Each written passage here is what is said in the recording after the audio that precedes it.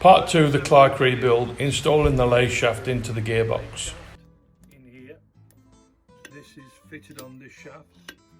Everything, like I said, was numbered. Inside here is a small bush. Excuse me, focus. Inside here is a small bush. The drawings don't really show this very well for which way round it goes. On the end of here is a small plate, a backing plate, which is on here. I think the backlash for this shaft in here is done with these two screws, which are really crude, very, very crude.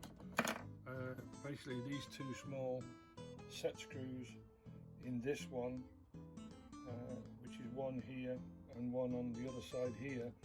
Basically, when this goes on into this unit, it pushes this off or tightens up. If I take the two grub screws all the way out and push this onto here, this shaft becomes too tight.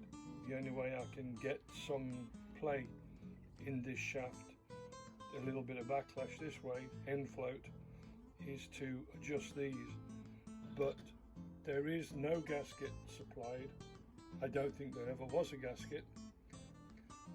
So I'm mixing it up. I've got to take this off again. It didn't go on very well. And inside here, which you can't see very well, which I'll try and get a little bit better, is a very small O-ring inside here, which there wasn't anything in there. You can see it a little bit better from this end.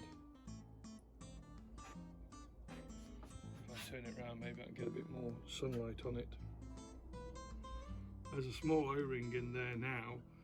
There was a groove, but there was nothing in it.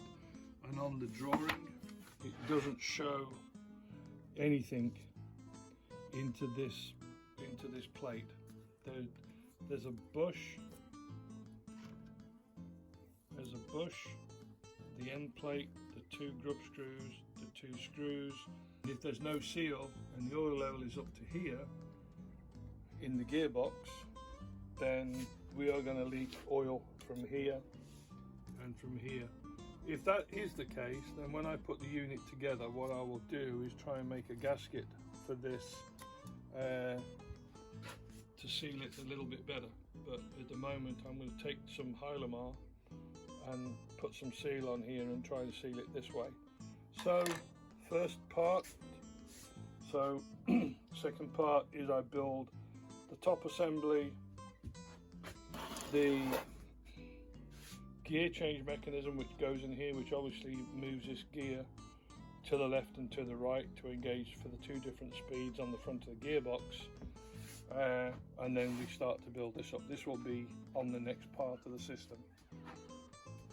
The back of the unit here has been painted, so all of this is painted up now, looking a lot better. This is all assembled on here now, just temporarily, just to get this in place so I know where I am. And then at the end here, we have this unit which goes onto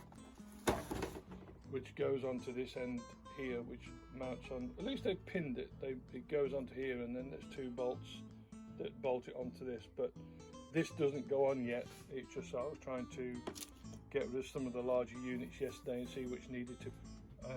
And the gearbox has been painted very crudely at the moment, but I think I'm going to do this again and repaint this gearbox, which I'm not really so happy with the paint.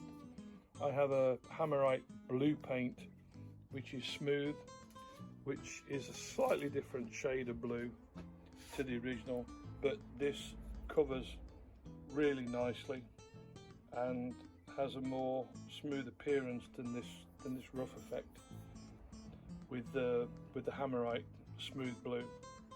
This was painted last night, left out overnight, and it's rock solid. It's not chipping. I'm really pleased with the finish on it. So this is where we are now. Okay. Thank you for watching part 2.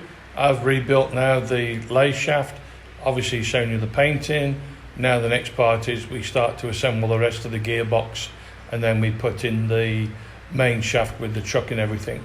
So we keep on moving on, onward and upward.